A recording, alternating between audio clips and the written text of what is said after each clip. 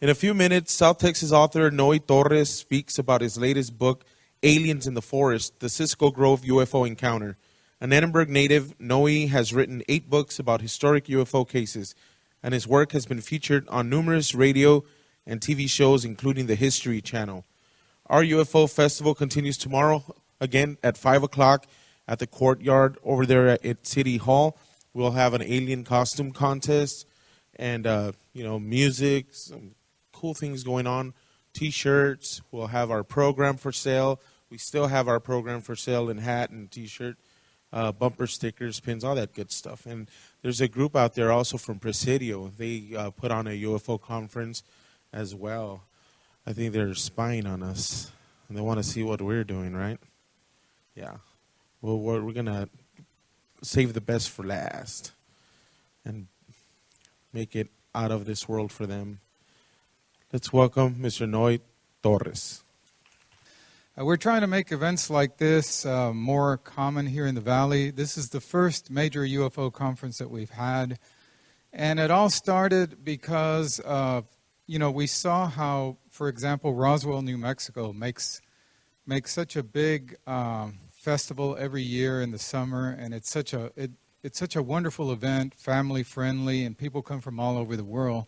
So we wanted to have a little bit of that Roswell experience here in South Texas, and that was our thinking when I proposed it to the city of Edinburg and the public library in Edinburg. So we're very thankful and gratified for you all's support today. Okay, I'm going to be speaking today about my latest book, which is called Aliens in the Forest, the Cisco Grove UFO Encounter. And it is one of the most interesting UFO stories that I personally have ever run across. And it was investigated by some of the real heavyweights in the field at that time, including J. Allen Hynek, whom those of you who were here for Stanton Friedman's morning presentation, he mentioned Dr. Hynek as being one of the most legitimate of the scientists who were investigating UFOs in the 1960s, 70s, and so forth. So J. Allen Hynek considered this to be one of the strongest points of evidence to support the theory that some UFOs are extraterrestrial craft. And this story is very intriguing. It has first-hand eyewitness testimony from 2 of the individuals involved. It has the sighting of 2 different kinds of craft and 2 different kinds of beings, as you're about to find out as the story unfolds. Okay, so advance the next slide here. I'm going to set the stage for you. This is not a Texas story. This happened in California. My co-author, with whom I wrote the book Mexico's Roswell, and also The Other Roswell, is Ruben Uriarte, and he lives in the San Francisco Bay Area. And he and I have worked together on many UFO projects and also have spoken at a number of events throughout the country. We also have spoken at the annual Roswell UFO Festival. So as you can see on this map, here is the area where Ruben lives. And then just north of there is Sacramento, where part of this story I'm going to tell you today took place.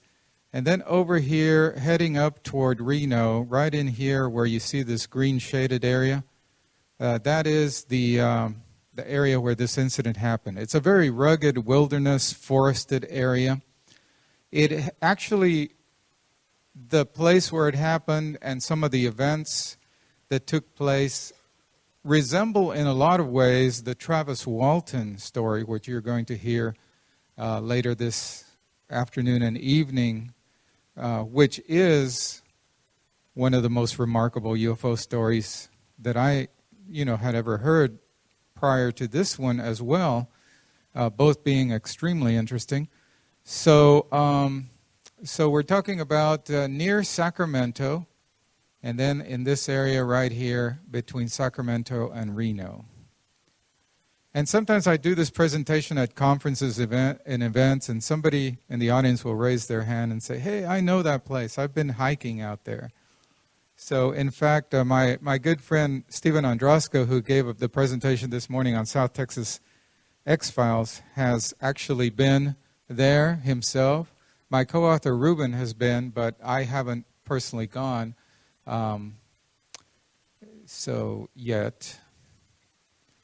Okay, so basically the story is these three guys who worked in Sacramento at a big government contracting firm called Aerojet Corporation. Now, those of you who listened to Stanton Friedman this morning, you heard him mention Aerojet as being one of the companies that he worked for when he was employed in doing government defense contracting work on nuclear powered rocket engines and also nuclear shielding. So Aerojet was one of the companies that Stanton Friedman consulted for as a nuclear physicist. And back in the 1960s, 1964, when this happened, Aerojet's big plant, where they conducted a lot of their rocket and missile building activities, was in Sacramento, California. And the three gentlemen who took part in this story were all three employed by the Aerojet Corporation. Our principal eyewitness with whom we wrote the book, whose story we tell in the book, was a gentleman named Donald Shrum. And he was 28 years old at the time this happened. He still lives today. He's in his late 70s. And he gave us permission to disclose his story for the first time in complete detail, naming all of the names and telling all of the information for the first time ever, the only time that his story has ever been officially told with all the information contained. And that was in the book that Ruben Uriarte and I co-wrote called Aliens in the Forest.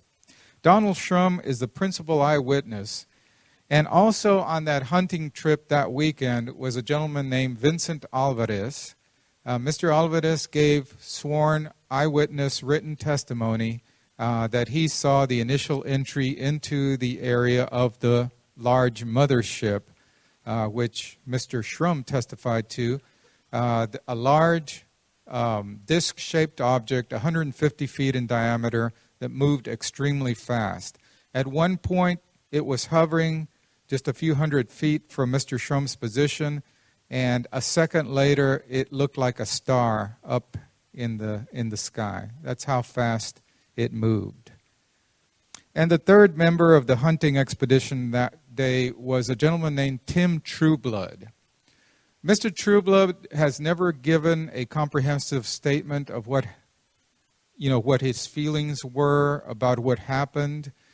He did state that he could tell that Mr. Shrum had been through a very traumatic experience. In fact, he suffered the symptoms of someone who has post-traumatic stress syndrome, Mr. Shrum did, following his ordeal, which lasted 12 hours, by the way. So Mr. Trueblood has never given a formal statement. He developed psychological problems afterward. He had great fears, as all three men actually did. Mr. Shrum experienced terrible nightmares. He would wake up at night shaking in cold sweat,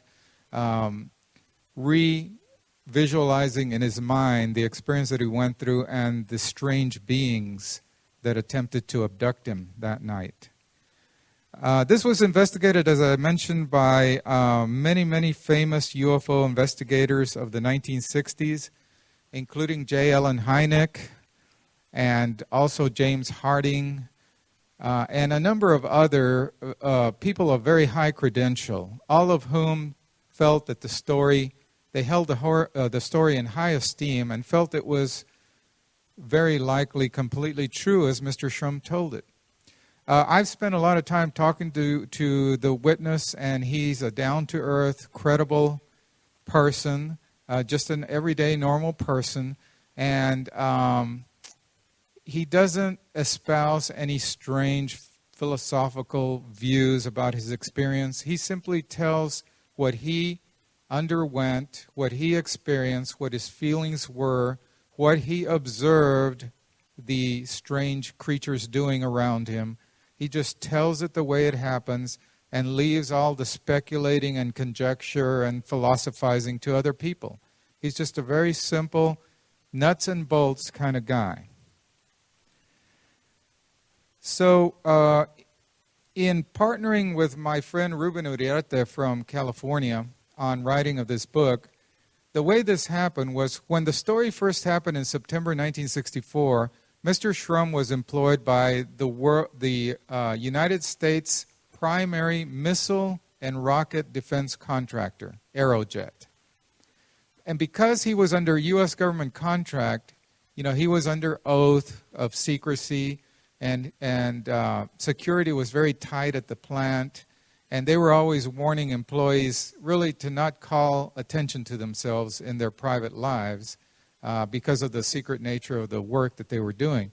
So Mr. Shrum did not feel comfortable after he experienced the story, these events, coming out and holding a press conference and saying, hey, this is what happened. So he never told his story in a formal sense to the general public. He told it to a few UFO investigators with the contingency that they wouldn't use his name.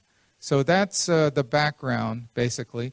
And once again, the date is September 4th, 1964. That was a Friday. They had a long weekend, and the three men from Aerojet Corporation went out to the Tahoe National Forest. This highway between Sacramento and Reno, they went off the highway and they hiked. They left their vehicle parked in a parking area, and then they hiked on down and established a base camp near the Loch Leven Lakes. Okay? And then the three men, during the course of the evening, during the course of the day on Friday, they had Friday off. We're planning to be there Friday and Saturday and return home to Sacramento on Sunday.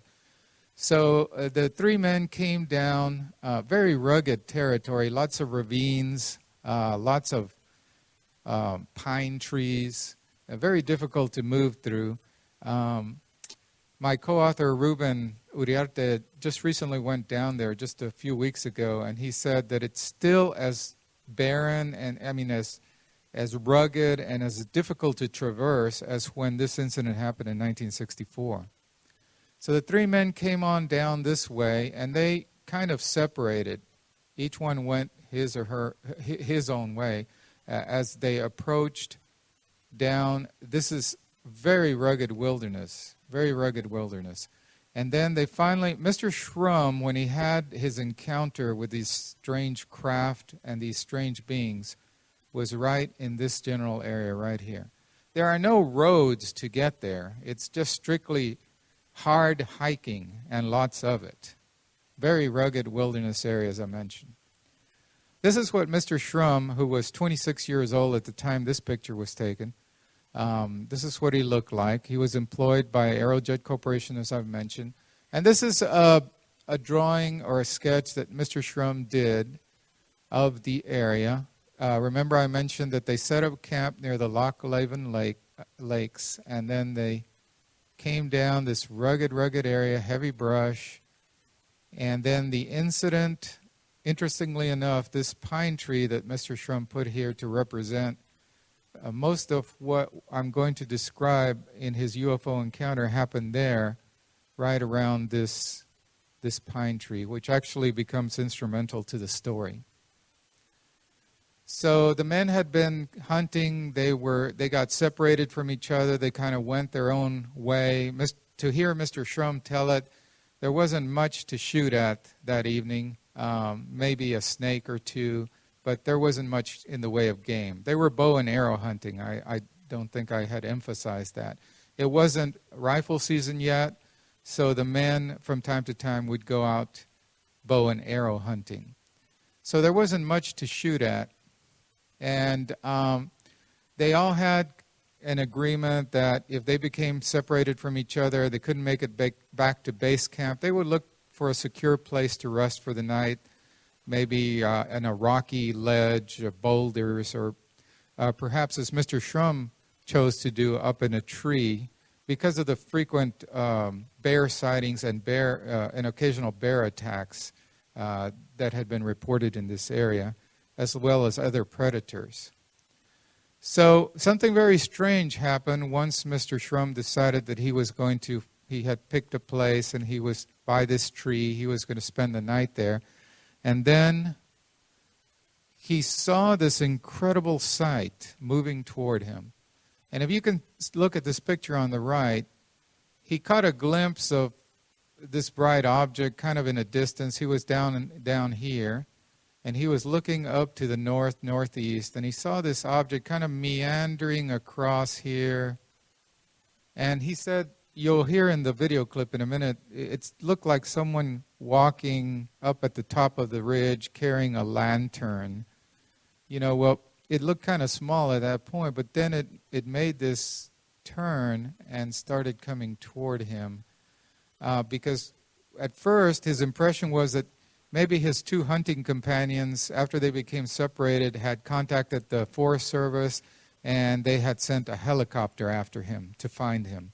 So he thought maybe it was a rescue helicopter. And we're going to listen to his description.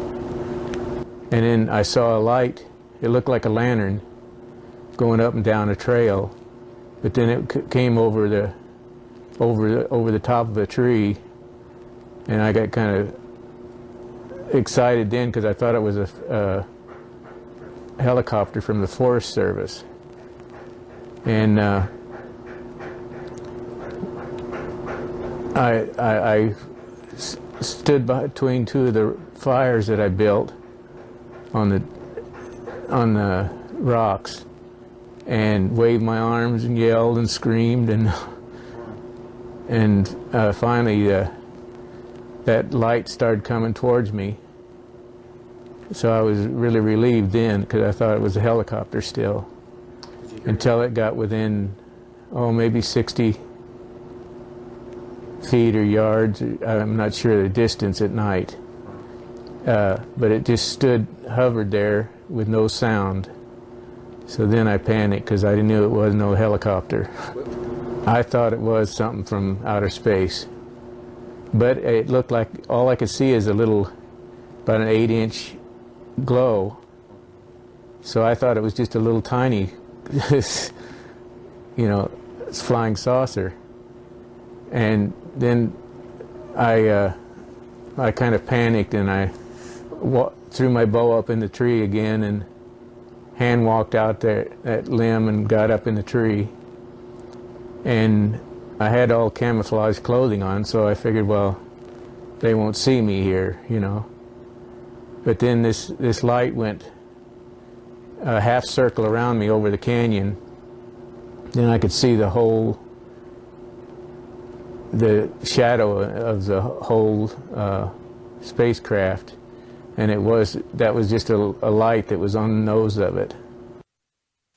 Okay, the design is very interesting that he describes, and he has sketched this out for us and for other UFO investigators. The object was 150 feet from edge to edge. It was cylindrical shaped, or almost, you could say, pill shaped. And at first, because the hull was generally dark, or very, kind of blended with the night sky, he couldn't tell that there was substance to the hull. In other words, he couldn't see the solidity of the hull. He was only seeing this light. These three portals or windows did not open until later in the encounter. So at first, if you can imagine, all of this was totally dark, and he was seeing only this small light. So at first he thought it was some little small object, flittering around. And, you heard him say, if it was a UFO, it was a real tiny one. But then as it came closer, it came past his position, and it kind of hovered over this canyon or ravine, just a short distance from where he was. And then he realized he hadn't been seeing the whole extent of the object. It was massive. That's like a 12-story building turned on its side. So Now, this is very interesting because, as you'll hear in a minute, he continued watching this strange object from his position. He was up in the tree, in a pine tree. He had a military-style belt with canteen, so he strapped that to one of the larger branches to secure his position up in the tree. And he continued to watch this incredible object. Here in this, this is a copy of the drawing that Mr. Shrum did, where he describes the object. This was a small light, again, that he initially saw. And then these three panels. And in a while, you're going to listen to him talk about a smaller ship, which he refers to as the scout ship, that came out of one of these three panels, the middle panel, which opened up as he observed the craft. This is an artistic representation of this huge cylindrical object hovering just a short distance at about eye level from Mr. Shrum's position in that tree. And just showing the route again. Now, here is Mr. Shrum's description of how the three panels suddenly glowed into life, opened up, and out of the middle one shot out this smaller object. And then I saw three panels of light, like windows or whatever, and I saw a flash come from the bottom of the center one, and just saw a dark object go down in the canyon, and then I lost track of it. And then the next thing I saw a little blinking light up on the top of originally where the first one came from. This object that you first saw that left the center panel, what did it look like, Tom? Well, at that time, all I saw was a flash and saw a dark object go down. The dark object, what shape was it? Well, I couldn't really say. It went so fast. But then I saw when it landed up on the ridge that I could see like a half. I could only see part of the top, but it had a little light on it, and looked like the top of a flying saucer that I'd seen in pictures. Like a dome? Or yes. Was it yeah, like a dome. Okay. And then I kept my eyes on that. Okay, so just to kind of recap what he's talking about, there was this huge craft, 150 feet in diameter, hovering just a short distance from his position, and out of the center panel, right over here, and out of the center panel came this smaller craft, which zoomed across past him and landed at a distance away from him. This was an area of heavy brush between him and where the second object, landed. And then these strange beings came from the direction of the smaller ship. Mr. Shrum heard them kind of crashing through the brush, through the undergrowth, and getting closer to his position. And this is what he has to say. And then I heard some thrashing through the brush, and probably 5-10 minutes, these two humanoids come out of the brush, and they kind of broke some of the brush off and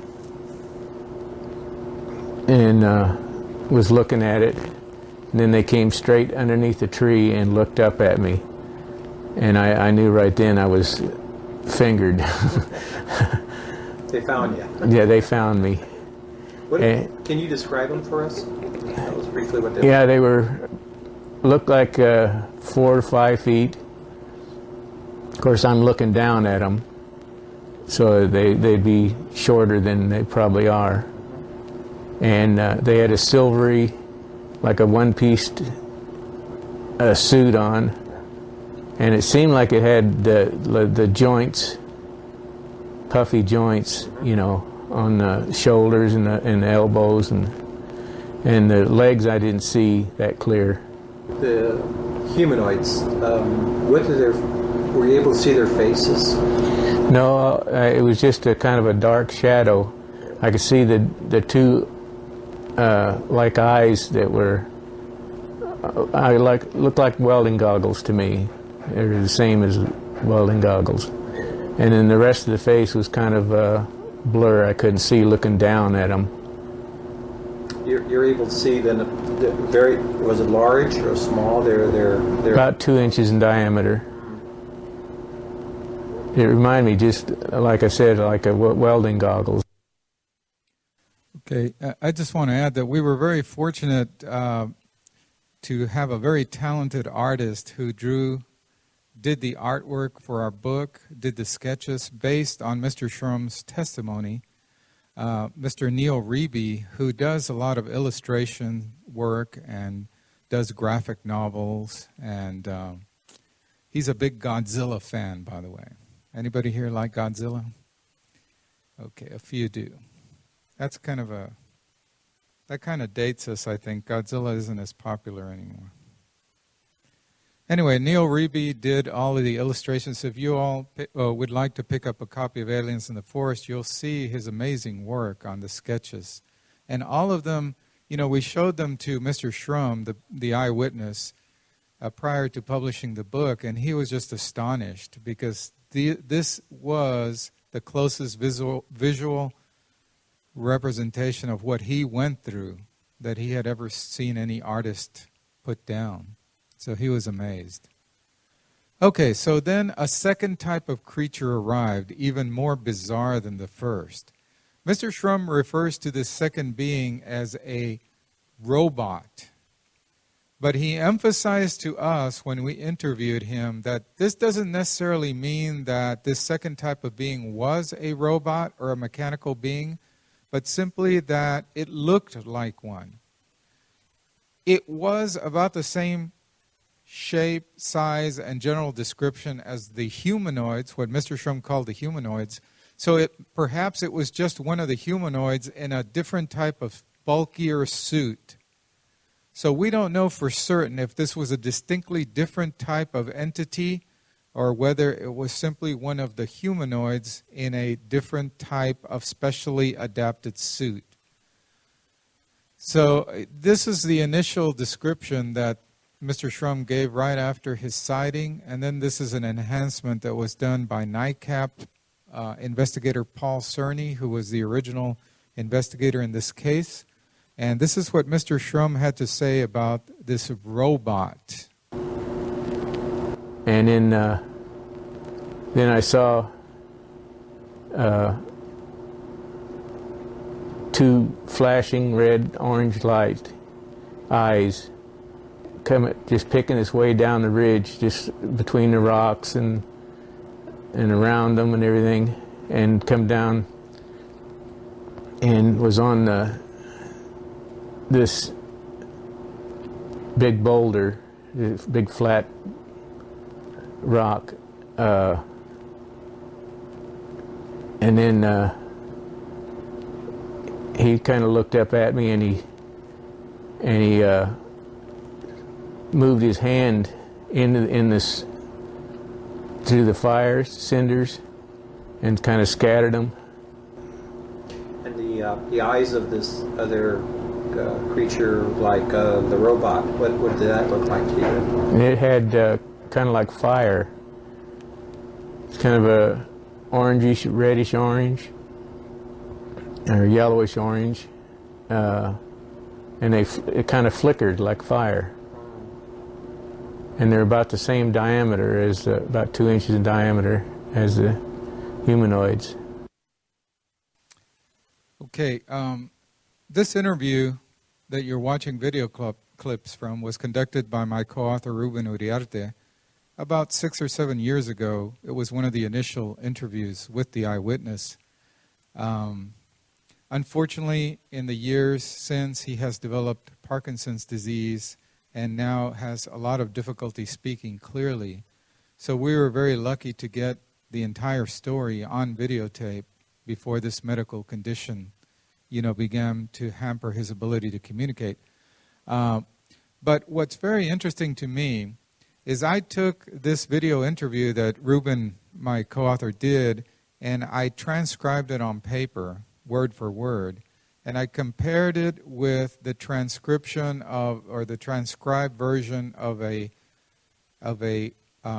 testimony that Mr. Shrum gave in 1964 to an investigator from NICAP, the National Investigation Committee on Aerial Phenomenon.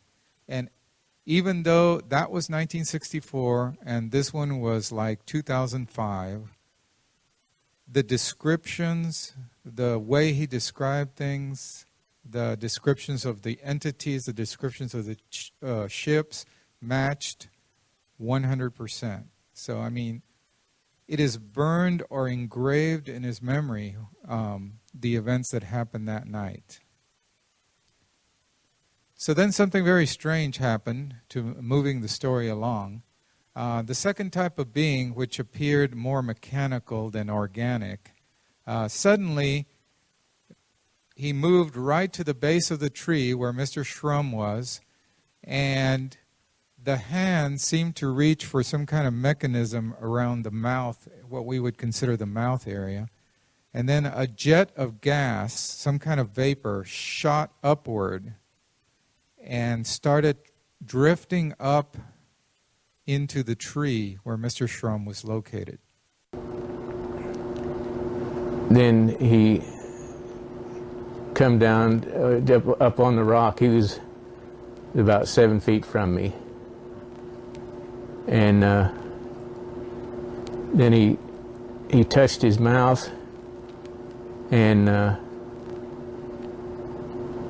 kind of a steam vapor come out of his mouth, and it lit up his face so I could see some detail. And then I blacked out when that steam hit me, or I guess it was kind of took the air from me, and I'd gasp for air and then black out, and I fell over my bow. That's the only thing that kept me in the tree. And then so I figured they were out to get me then. So given that these strange visitors had made their first, what you would interpret as a hostile move, they were obviously trying to get at him, or that's how he interpreted it. He suddenly, became very, very much into a survival mode of thinking.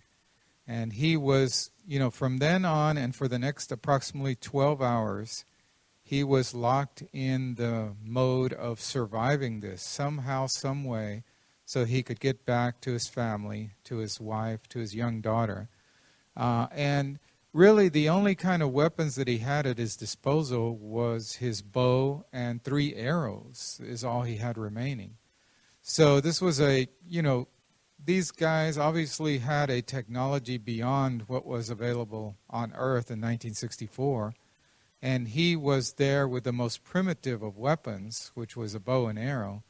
And we've actually talked to people who hold the theory that if the Earth is ever invaded by a higher, more advanced species, going low-tech might actually be a way to cause significant damage to this technologically superior race that would try to take over the Earth. So, hiding out, using guerrilla tactics, hiding underground, using the lowest technology possible to fight back, some people feel would be the most effective means of combating invading aliens. Well, Mr. Shrum didn't have any choice in the matter. All he had at his disposal was low tech. So he shot his arrows, as we'll hear in this next clip. So I had a 60-pound bow, which is very high velocity, and I shot. Seeing as how the robot's the only thing that was causing me harm, I shot the chest area, and it has the velocity of a rifle at that distance. because I'm only about 7, 8 feet from him. And when I hit the chest, the sparks would fly like electrical, like an arc welder kind of. And then that robot backed up and almost knocked him down. He kind of fell back against a rock, and the two at the bottom took off and headed for the brush and stood out there about 30 feet from me. And then I shot 2 more arrows, and it was about the same time sequence that these 2 humanoids would, every time I'd shoot, they'd go back up into the brush, just almost out of sight from me. So he was, kind of causing them some confusion or frustration temporarily, but there wasn't any damage, of course, that was being done by his crude weapons. So basically, the onslaught would continue for many hours more. This is the actual bow that Mr. Shrum used in the incident. He showed some of the artifacts from his encounter. He showed them to Reuben during the interviews that we did. So, having expended his 3 arrows, his only choice now was to, use whatever means at his disposal. He was trying to think of every possible means to at least slow down the attack on him, the attempts to grab him out of the tree. And one of the things he thought to do, because he had a lot of matches, as a hunter he always carried lots of matches, he thought about setting branches from the tree on fire and throwing them down. He thought about lighting parts of his clothing on fire and throwing it down, and hopefully catch some of the vegetation around the base of the tree on fire, and maybe, something that had happened earlier during the initial approach of the aliens kind of gave him the idea that perhaps they might be afraid of fire. So he attempted to do this. Then I ran out of arrows, so I only had 3 left.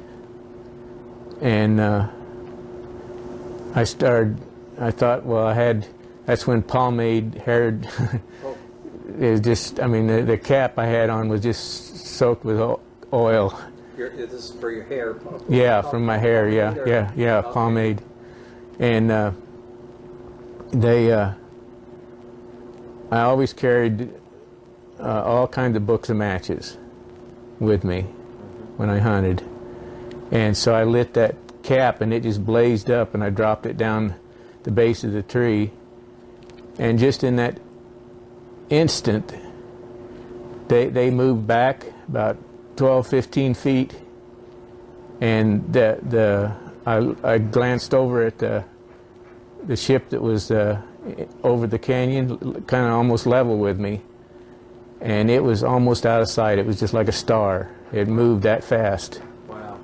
Just in that second. So then I got the idea that they're scared of fire. So I burned everything but my t-shirt and my jeans, and come to find out later on that it was 32 degrees out, and I was shaking and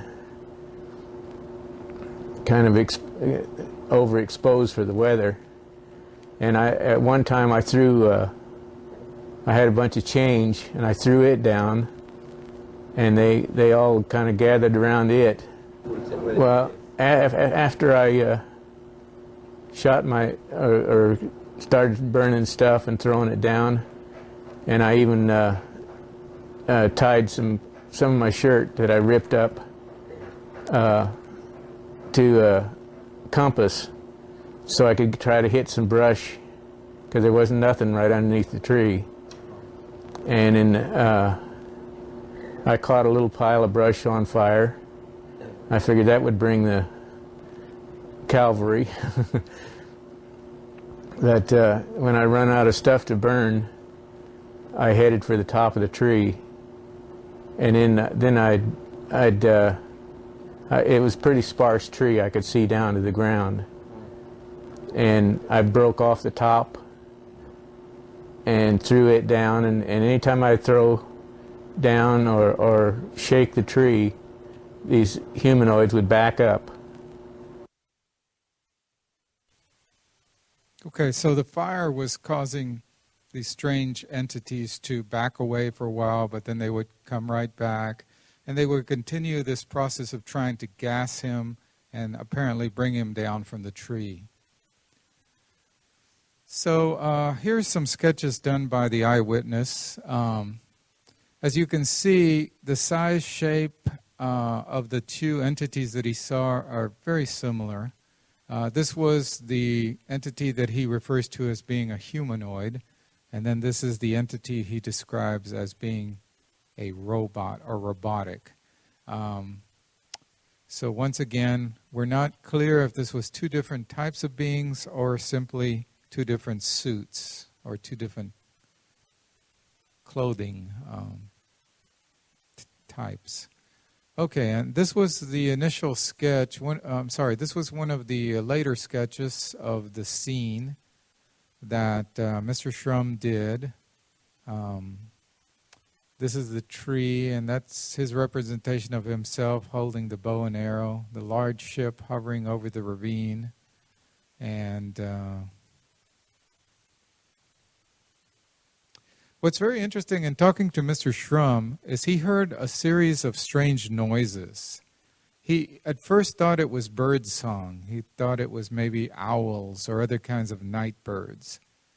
But then after a while, he began to notice that when he heard the sound, shortly afterward, the entities would do something different. They would change their course of action.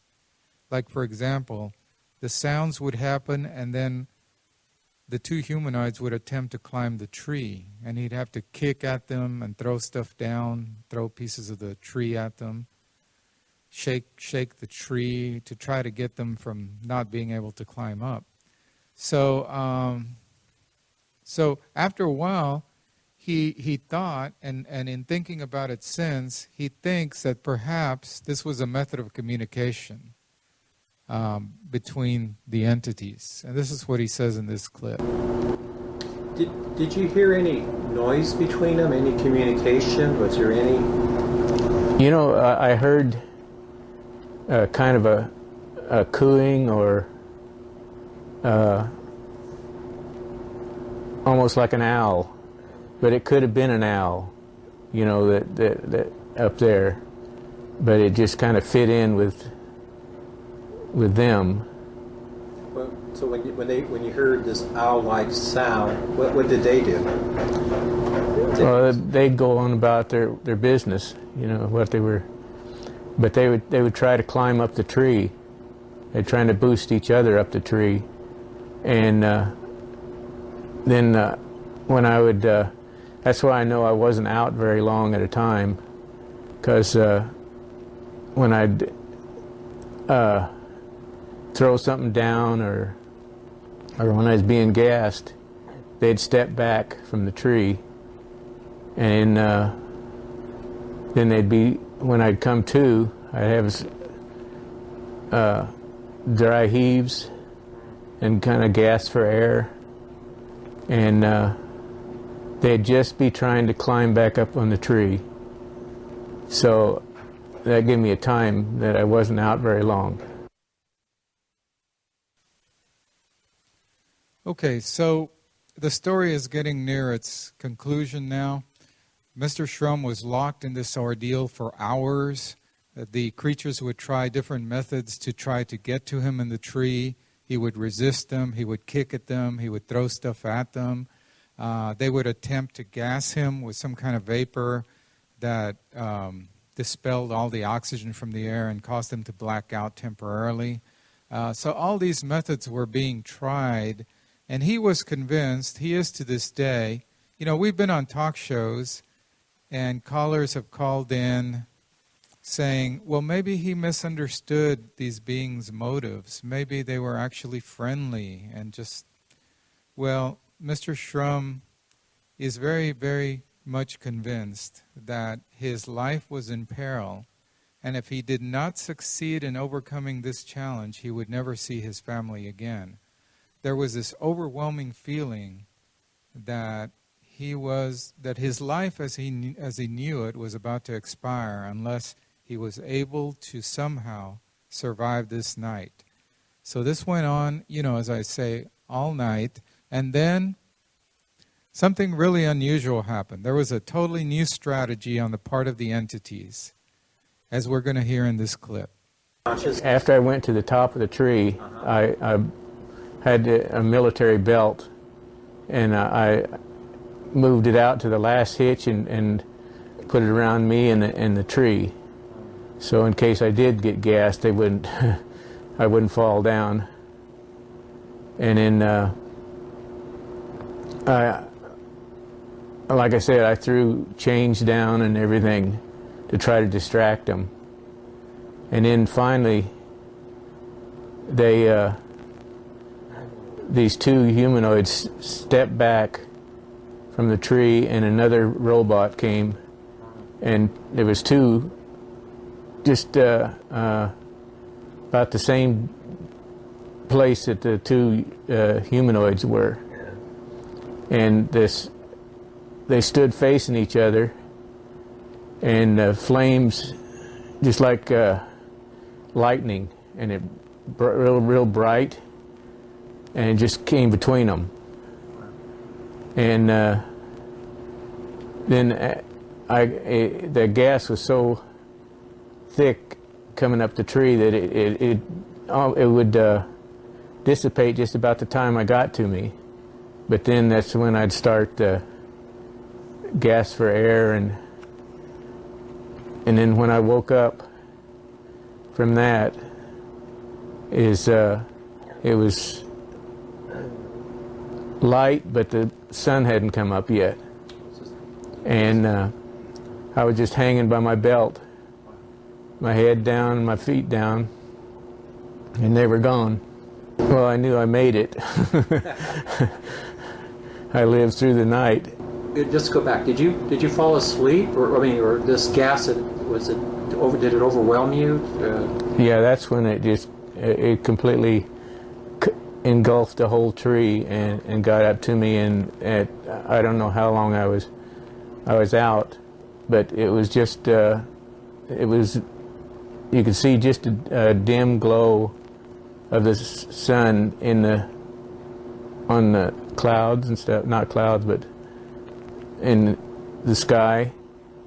And then when I woke up, it was light, but the sun hadn't come up yet. So he was just hanging from the tree by his military belt. Mr. Shrum told us that for years he worried that after this final gassing, when he passed out for the last time, from that time until he awoke, he didn't know what had happened or how long that period of time was. He didn't know if perhaps they had actually gotten to him and done something to him, maybe even removed him from the tree, done things, and then brought him back and placed him back in his original position. He was very concerned about that. Until a few years later, Paul Cerny, the lead investigator in this case for NICAP, suggested that he undergo regressive hypnotherapy. And through hypnotherapy, Mr. Shrum, it was established that following this last blackout, the beings never reached him. He remembered other interesting details that he hadn't, in his fully conscious mind, had never been able to bring forth. But under hypnotherapy, he remembered small details like the massive size of the mothership, 150 feet in diameter. Also, he remembered that there were what looked like footsteps. It looked like a child wearing moccasin, the type of footsteps that would be made by a child wearing moccasins, all around the base of the tree after he got down, But anyway, through the hypnotherapy sessions, he became convinced in his own mind that he had never been reached by the entities. So this was the original sketch, by the way, that Mr. Shrum did right after the incident. It's a very unique story. It's unlike any other that I had ever heard of. It has a lot of interesting little nuances and details that would indicate that someone like Mr. Shrum would just not make something like this up out of nowhere, you know, just because he was interested in telling a yarn or something. He wasn't that kind of person. And Vincent Alvarez gave written testimony that he saw the initial entry into the area of the 150-foot wide mothership. And as I stated earlier, Tim Trueblood, the other gentleman, this is Mr. Trueblood, this is Mr. Alvarez, this is what Mr. Shrum looked like back then. Mr. Trueblood never gave us a formal statement. And then there was the Air Force. The Air Force came. Air Force officers were dispatched to talk to Mr. Shrum. He thought they were from the local base. Later, when NICAP and MUFON did some searching, it turned out they had been sent to him from Wright-Patterson Air Force Base near Dayton, Ohio, which many people say was a hotbed of government UFO activities in the 1960s. So they came all the way from Ohio to interview Mr. Shrum, but they weren't really there to collect data. They were actually there to discourage him from taking the belief that this was anything strange or out of the ordinary.